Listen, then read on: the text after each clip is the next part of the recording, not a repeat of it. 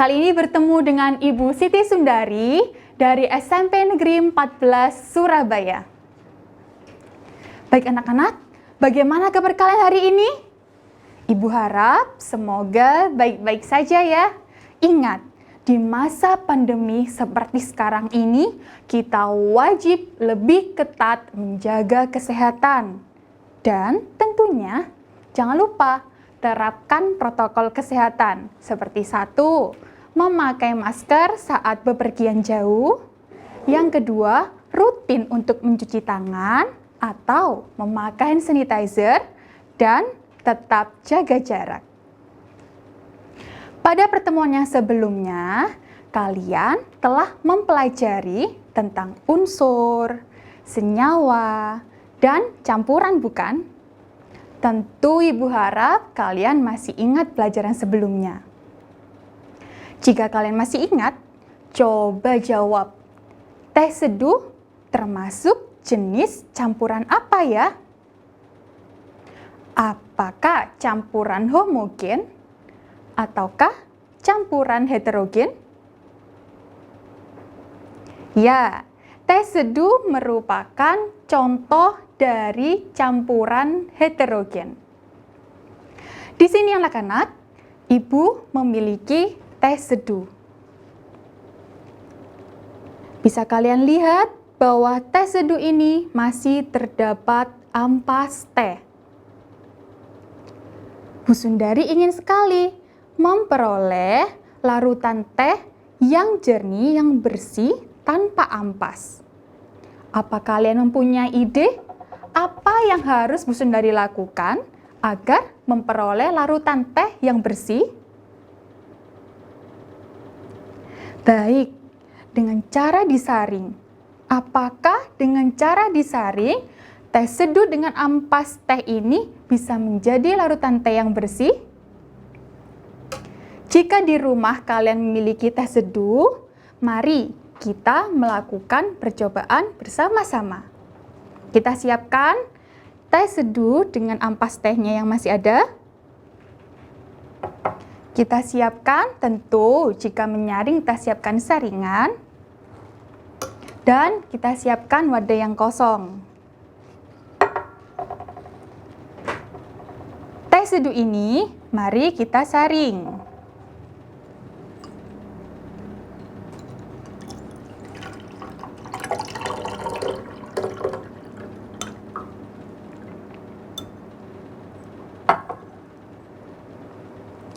Anak-anak, ternyata setelah disaring, kita memperoleh larutan teh yang bersih, tanpa ampas lagi. Dan pada saringan ini, tertinggal ampas teh. Lalu anak-anak, kita kembali lagi pada teh seduh.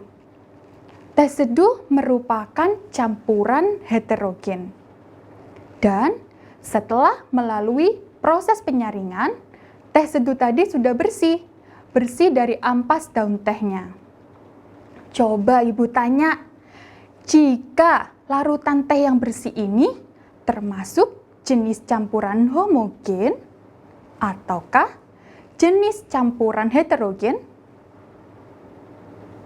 Ya, larutan teh yang sudah bersih, yang sudah disaring termasuk dalam campuran homogen.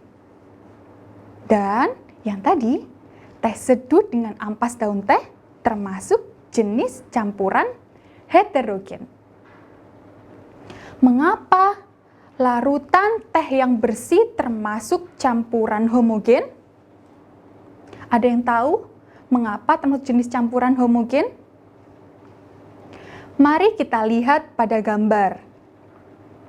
Larutan teh yang sudah bersih, larutan teh yang sudah disaring, bersih dari ampas. Kita lihat ya anak-anak, larutannya dari lapisan yang paling atas, tengah, dan bawah, semuanya serba sama.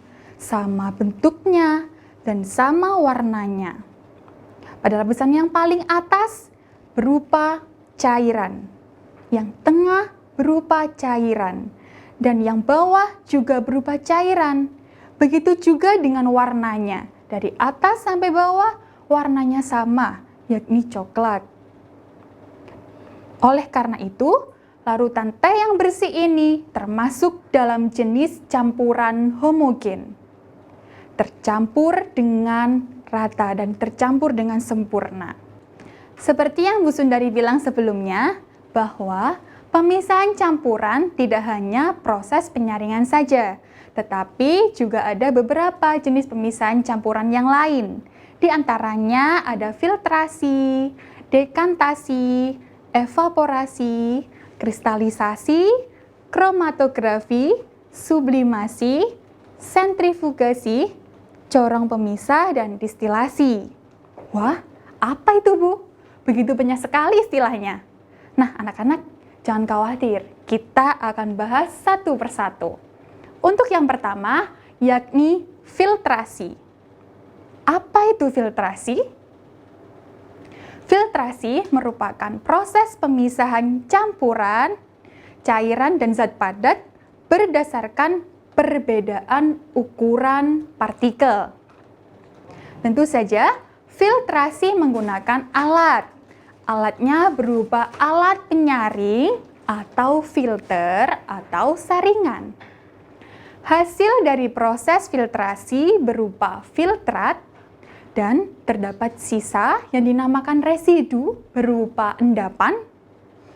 Contoh proses filtrasi yakni 1. Penyaringan santan dari ampas kelapa. Yang kedua, seperti yang kita lakukan tadi, yakni penyaringan larutan teh dari ampas teh. Baiklah, itu tadi adalah filtrasi. Yang kedua, yakni dekantasi. Apa itu proses dekantasi? Dekantasi adalah proses pemisahan campuran dengan menuangkan cairan secara perlahan-lahan hingga tersisa zat yang partikelnya lebih besar di bejana atau di dalam tabung.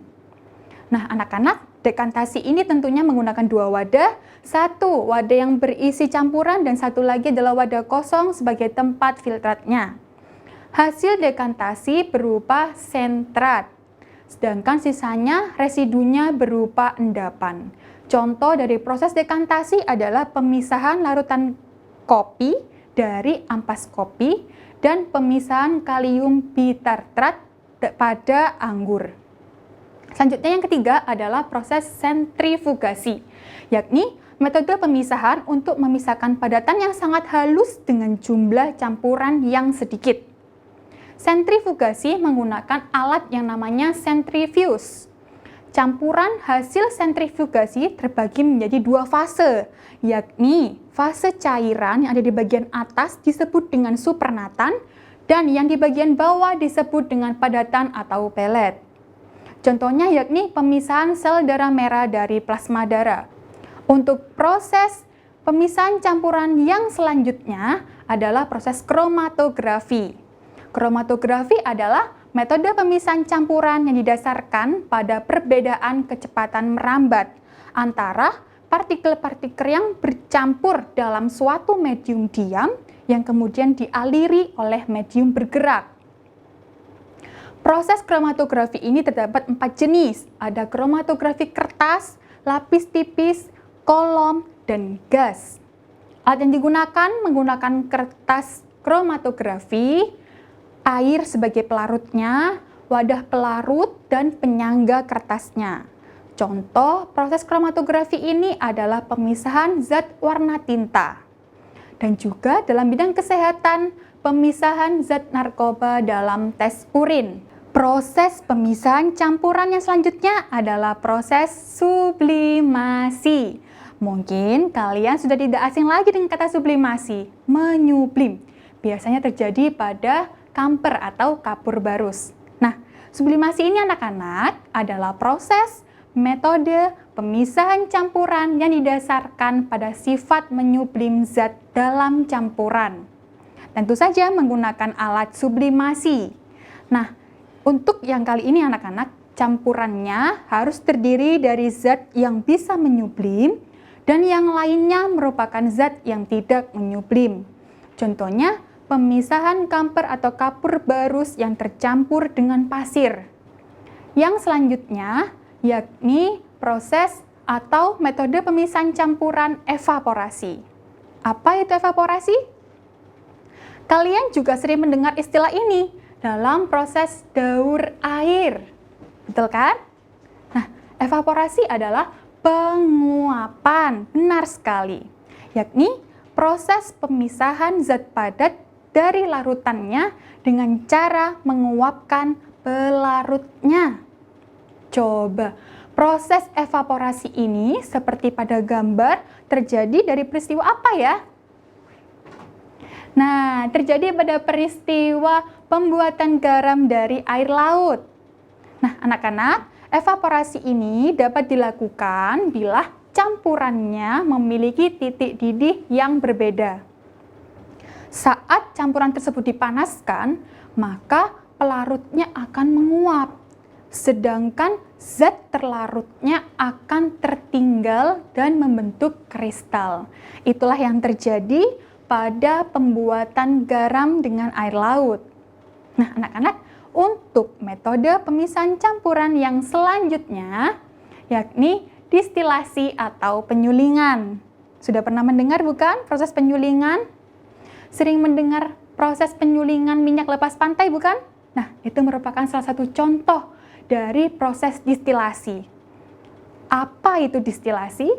Distilasi adalah proses pemisahan campuran yang didasarkan pada perbedaan titik didih. Nah, tentu saja distilasi ini menggunakan alat distilasi. Kemudian, hasil dari proses distilasi ini disebut dengan distilat.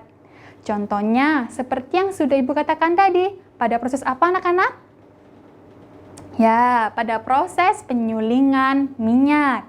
Selain itu, juga terdapat pada industri parfum. Jadi, parfum yang sering kalian gunakan sehari-hari itu adalah proses distilasi.